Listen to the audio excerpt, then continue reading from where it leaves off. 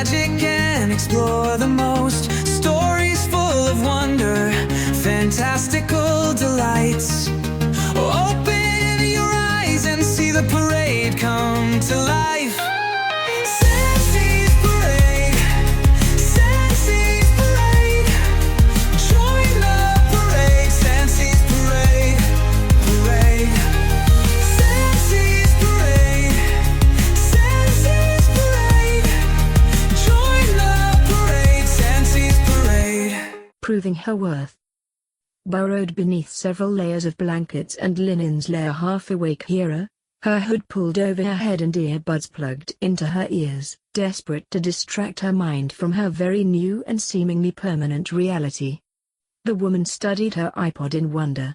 The batteries had been almost dead when she had been listening to it in the future, and now that she was in the past, it still hadn't died on her, and it had been on for a good hour or two now.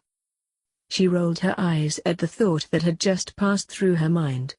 Now that she was in the past. She was actually believing this now. But what did that mean for Hera? Was she stuck here indefinitely? Would she ever get to see her further again? What about Isis, or Haley, or Francois, or any of the other staff? What about her home in England, her room, her books, her tea? Flushable toilets?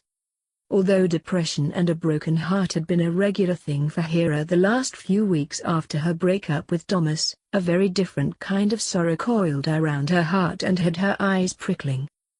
She was out of time and away from home, and with no hope of setting it right.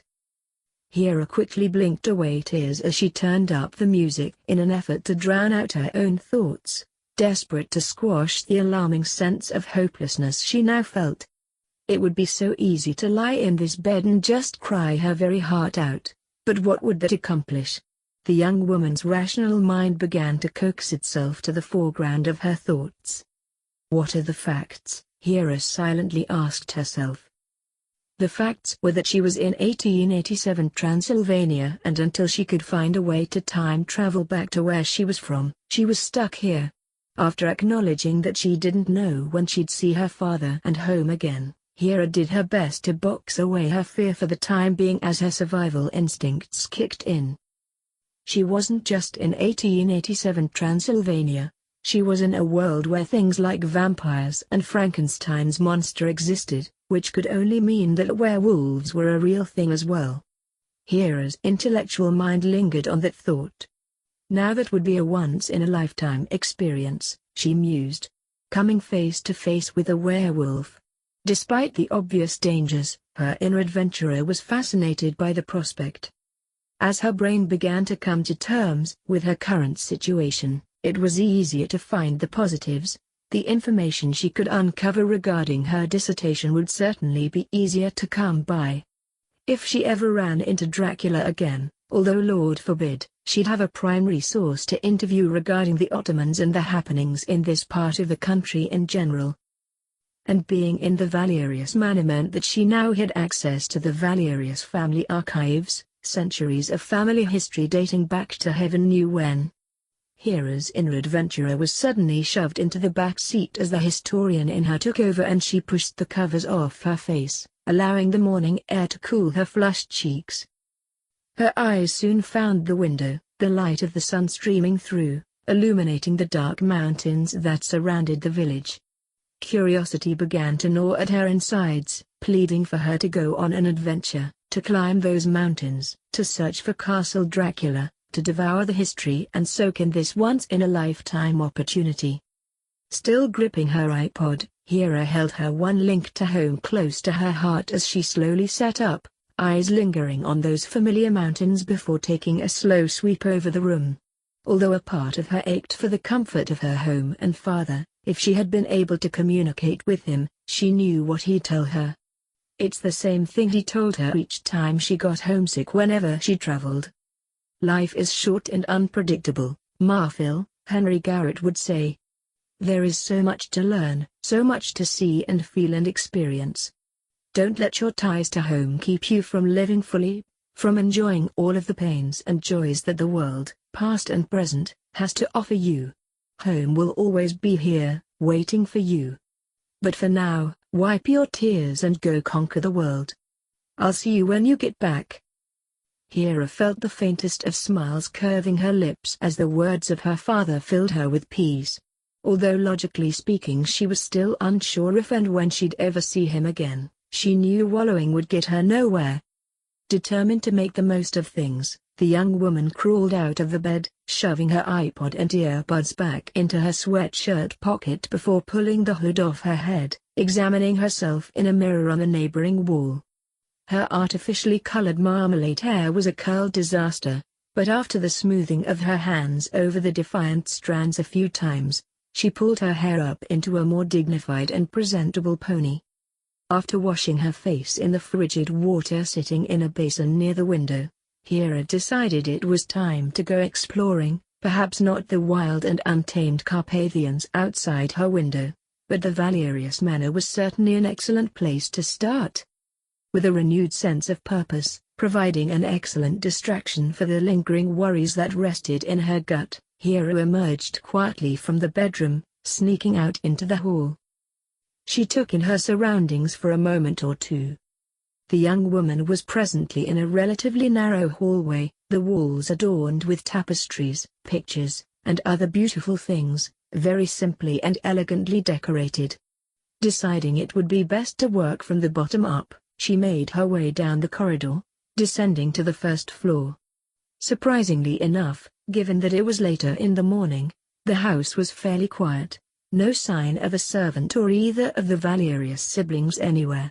Not wishing to draw any attention to herself, however, Hera chose continue her exploration in as quiet a manner as possible. She took note of a slightly open door and decided to peek inside. What she found was the dining room, a long table beside an enormous fireplace and a few large windows at the end of the room. Seated at the end of the table, with a book in hand while eating breakfast, was Prince Vulcan. Hera could feel herself blushing slightly as she recalled the rugged warmth of his face on her hand when she had accidentally brushed his cheek last night upon awakening. She had always liked Vulcan in the film, but the fact that he truly existed and looked so much better in real life made her want to giggle like some kind of starstruck fangirl. But she refrained and continued her exploring of the house without disturbing the gypsy prince. Slipping past the dining room, Hera continued on her little adventure.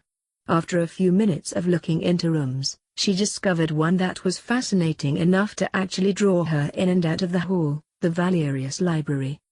She knew, simply through instinct, that the family archives upstairs in the tower was where all information on the Valerius line and Count Dracula were, so she'd have to delve into that part of the house later. But for the present, she was contented to explore the hundreds of titles and tomes in this part of the house. She found the essential encyclopedias and histories, but it was as she continued further through the library that she found some things of interest. The first thing that caught her attention was an original 1532 first edition of Niccolò Machiavelli's The Prince, in its original Italian. Hera's eyes widened in astonishment at the find as she gingerly removed the once banned political treatise. Although the artifact in her hands was by current standards 300 years old, it was in remarkable condition, barely touched. Beside it, Hera also discovered a third edition copy of Thomas More's Utopia, and as she continued to peruse the philosophical and political works within this particular section of the library, the scent of books and dust soothed her in ways nothing else could. For the briefest of moments, Hera forgot where she was, for she felt at home.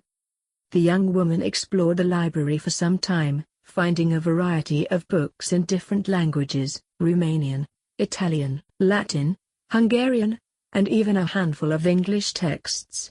Being fluent in a half a dozen languages outside of her native English and being impressively competent in a handful of others, translating the variety of titles among the shelves was second nature. Hera had the wonderful talent that allowed her to retain and recall extensive amounts of information with unnatural ease. Her mind, she had been told on several occasions, was unprecedented, and for the first time in a long while, she was genuinely grateful for that. The familiarity of the texts, the history, the setting, It made her present situation more palatable and less terrifying. Being subconsciously eager to maintain her current sense of peace, Hera continued to graze through the Valerius library, completely unaware that someone was watching her, following her stealthily through the rows and rows of books, observing as she browsed over each volume and novel in genuine fascination. Vulcan had heard Hera sneaking around and had decided to follow her to see what she would do. Although he knew Anna would disapprove, their mysterious guest from the future intrigued him more than any other woman had before. The gypsy prince silently took in her appearance from afar and concluded that she looked loveliest when she was leaning against something, which happened to be the bookcase at this present moment in time. He found her hair color different, but beautiful. That marmalade hue looked like it was starting to fade, revealing a more natural-looking auburn copper beneath, but in the light of the morning sun, it looked like her head was sprouting strands of fire. She had a distinctly structured face, with pronounced cheekbones, lovely shaped lips, and the sharpest eyes he had ever seen, second only to Count Dracula. But unlike the vampire, whose gaze was always so cold and critical, Hera's gaze warmed him down to his toes. Hera's build somewhat reminded him of his sister, Anna, a neat hourglass shape with a defined bust and waist and beautifully shaped hips. As far as appearances went, the woman was a lovely specimen, certainly more attractive than the ones in the village or the few he had seen when his father had taken him to Budapest for the first time. It would appear Anna had some competition now, seeing as how she was no longer the only beautiful woman in Visria. His lips curved into a devious smile at how vexed Anna would be if she realized she had competition in anything. She was what he liked to call silently egotistical.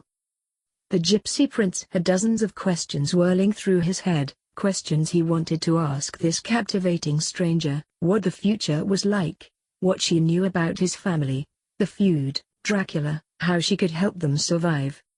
Well, you won't get far if you just spy on her for the rest of your life. Something mocked inside his head, so he decided to make himself known. You know, he said aloud, loving how Hera jumped in surprise, it's not very polite to be snooping around someone else's home unattended, even if you happen to be a guest. Hera noticed Vulcan at the end of the row of books she was standing in, and she smiled warmly at him, blushing slightly as she put the book she had been perusing back in its place. I'm sorry, I got bored sitting up in that room and I didn't want to disturb anyone, she explained. She could feel her cheeks flushing, and Vulcan, having noticed it, decided to tease her. The lady blushes? He flirted, and Hera laughed. Only because I had no idea I was being spied on, she said, that smile of hers never dissipating, it only became more radiant. Forgive me for being so devious, Miss Garrett, Vulcan replied, but my other source of entertainment is outriding at the moment, and until Anna gets back, I'm afraid you're stuck with me and my teasing. Hera rolled her eyes. Oh, heaven forbid, she laughed. And please, call me Hera. Miss Garrett is what academics and professors at the university call me. Makes me feel so old. Hera instantly realized she had confused him, and the flush in her cheeks deepened in hue. Sorry. I need to be better at checking what I say. I'm sure half the things that come out of my mouth are bewildering to someone like you. Well, considering that you have very little to go on for what we could qualify as experience together, I suppose your accusation could be correct. Hera smiled and diverted her eyes for a moment. She felt strange with him staring at her like that, smiling, being so polite, so sweet, and so completely unlike how she had imagined him to be. She bravely glanced over at him again. I wanted to thank you again for what you did for me last night. I thought for certain Dracula was going to kill me. Vulcan took a few steps toward her. I'm honestly surprised he didn't, he replied. He never plays with his food. He's usually very quick and to the point, if you get my meaning. She chuckled grimly. Unfortunately, I do, was her response, and she made a face. You get used to it after a while. You mean I'll reach some sort of morbidity threshold when it comes to Dracula? I can't wait. It's not so bad. Yes, I suppose so. I mean living an entire lifetime with vampires always threatening your existence. You're in your, what? Late 20s? She asked. Velkin sent her a curious look and she covered her mouth, realizing what she had said. Oh gosh, forgive me for being so forward. I keep forgetting that things now and things back then, or rather things in my time and things here in the present, are completely different. The gypsy prince sent her a reassuring smile. Don't worry about it, Hera. Actually, I like your forwardness. It's refreshing, and different from all the habitual respect and treatment Anna and I tend to receive. Tell me, are all women in your time as familiar with strangers as you appear to be? No, there are some that are much more familiar than I. What are women like in your time? He asked curiously as they fell into step with one another, wandering about the library together. Well, they're not at all like women of this time. Women in the future are, by comparison anyway, very outspoken, liberal-minded, and, for the most part, very open when it comes to things like sexuality. They try to act like men a lot of the time, and most are incredibly self-reliant. You mean men and women are more like equals? He clarified. Yes. Exactly, or at least, that's what we continue to strive for. We still have a long way to go, however, centuries of traditions and poor thinking habits to undo. For the next hour or so Velkin would ask questions and Hera would answer them the best she could. They spoke over a hearty breakfast, which turned out to be far more delicious than she had anticipated, considering the rumors she had heard that most Romanian food during this time was bland. Wasn't the case at all. Velkin was fairly knowledgeable in the topics that would suit a prince cursed to fight an ancient evil, but outside of weaponry, the art of hunting, and the history of his country, Velkin wasn't the kind of conversationalist Hera had often found herself craving. She enjoyed talking with him, but their discussion never extended out of the topics he knew best, and though he was naturally curious about her time, he lacked the sufficient understanding of basic sciences and philosophy to really grasp or appreciate what Hera was saying. He was never unkind or impatient when they spoke regarding subjects that were beyond his expertise, and though Hera could tell when Velkin had grown disinterested with any given topic, she appreciated that he at least tried to appear intrigued. But the fact remained, the only thing the Valerius family worried about or truly cared about was the war with Dracula.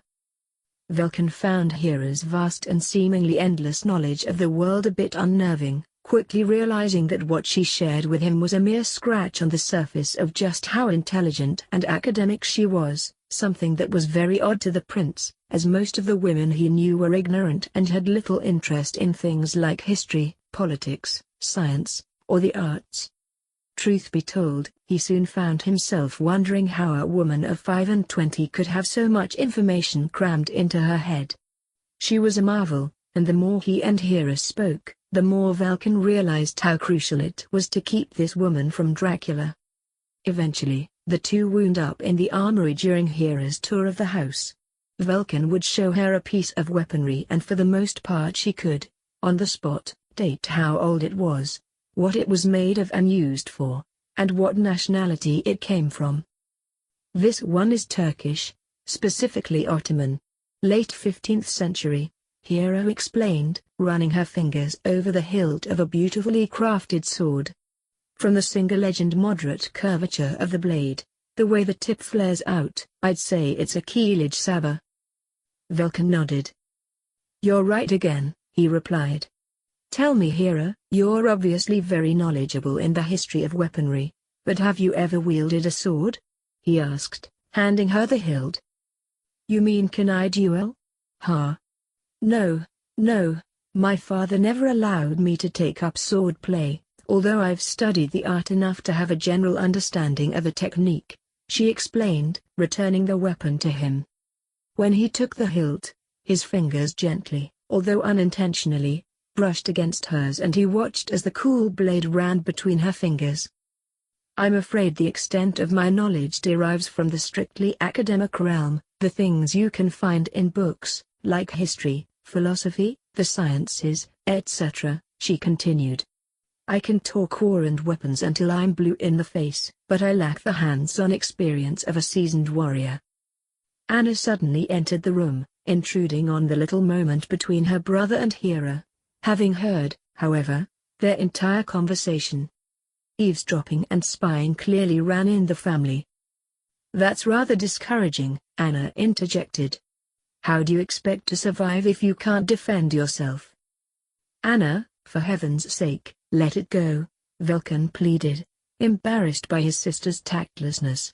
Then again, that was Anna. Could he expect anything less from her? I'm merely speaking the truth, Vulcan, she insisted. Tell me, Hera, when you come face to face with death again, as I'm sure you shall, how do you plan on getting yourself out of that predicament? How are you expecting to survive if you can't defend yourself? Hera shrugged as she began to examine one of the smaller guns on display while Anna took the Turkish blade out of Vulcan's hand so she could put it away. Psychology has always worked for me, Hera shrugged, smiling over at Vulcan. I can usually talk myself out of anything and everything. Anna rolled her eyes. You'll soon learn that here in Transylvania, it takes skill to survive. Brains are only good for strategies to destroy an opponent. That's it. Hera, although calm on the surface, was growing weary of Anna's belligerence. She never imagined the gypsy princess to be so inconsiderate and rude. Suspicious and untrusting, sure, but not so confrontational. Apparently, she had been wrong in that assumption. And what if you don't have a sword at the ready, Anna? What then? What happens when you're stripped of your weapons and all you have is your wit and intellect, or the lack thereof? Hera challenged as casually as she could. She could see the warning look Vulcan was shooting her, but it was too late. Anna had already turned to confront her. You can't fight Dracula with words, Anna snapped irritably. The man can only be defeated through action. The sound of a loud bang suddenly resonated within the confines of the armory and Anna yelped in surprise and covered her ears in a futile effort to protect them from what sounded like a gunshot. Vulcan and Anna both noticed that Hera was completely unmoved by the sound.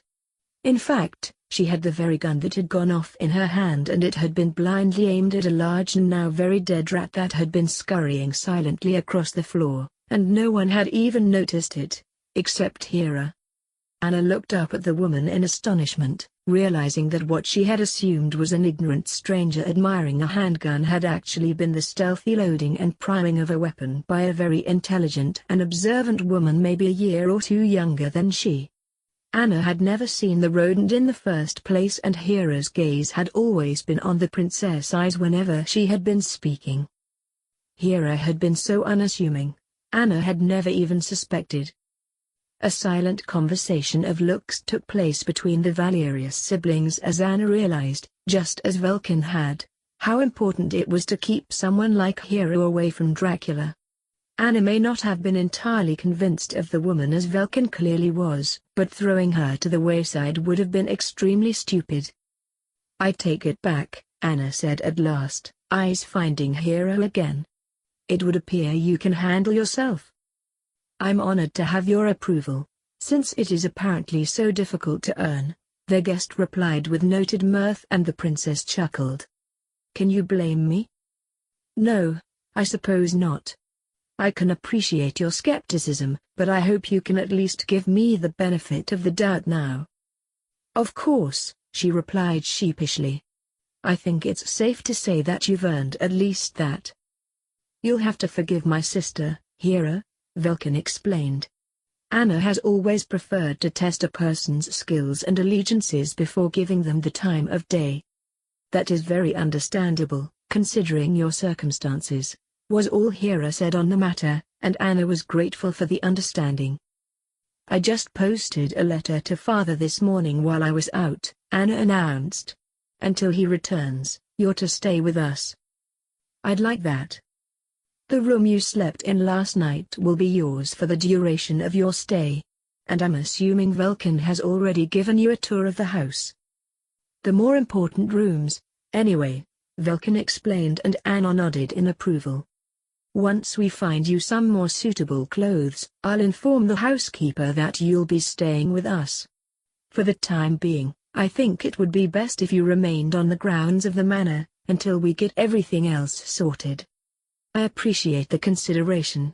Thank you, Anna. Hera nodded with a smile, and she watched as the icy facade that shrouded the gypsy princess began to melt. If you'll come with me, I'm sure I have a few things that you could wear. You have nothing against trousers, I assume? And she motioned for Hera to follow, leading her towards the door as Vulcan watched the two women leave. Anna's guarded civility towards Hera would gradually dissipate into genuine regard over the next 3 days as the princess came to realize that this woman from the future was a far greater blessing to her family than she had initially anticipated. Not only was Hera understanding and intelligent, Anna secretly felt a strange kind of relief in having a friend who was of the same gender as she. The princess had never had many friends outside of her family, and as the days progressed, Hera was rapidly proving to be the exception. Vulcan, on the other hand, was still trying to organize his feelings for the newcomer, but he was certain of one thing: Hera Garrett was an amazing woman, and she created the most peculiar and astonishing things inside of him. Her beauty left him oddly spellbound, and her hidden depths captivated him. Unlike the shy and flirtatious women in the village, Hera was warm and open, opinionated, and feisty when provoked.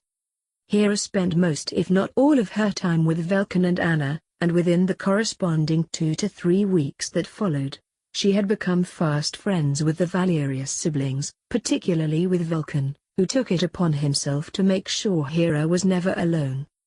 The young woman also became well known amongst the people of Visseria, although no one had any idea where she was from. All they knew was that despite her peculiar accent and bewildering sense of familiarity, she was a delight to be around. There was hardly a waking hour that went by when Hera and Vulcan weren't doing something together. He started to teach her how to fence, although she still preferred firearms to steel. As the weeks passed, Hera remained blissfully ignorant to the fact that she was being watched from a distance, day and night. During the day, particularly when it was cloudy out, it happened to be by 3 sets of eyes that observed from a safe distance. But it was in the night, when she slept in the comfort and seclusion of her own room in the Valerius manor, that a different pair of eyes watched her, and these were far more intrigued by her than any other that had ever examined her from near or afar. And Hera never knew, though she suspected at times, in the back of her mind, when her imagination would run wild.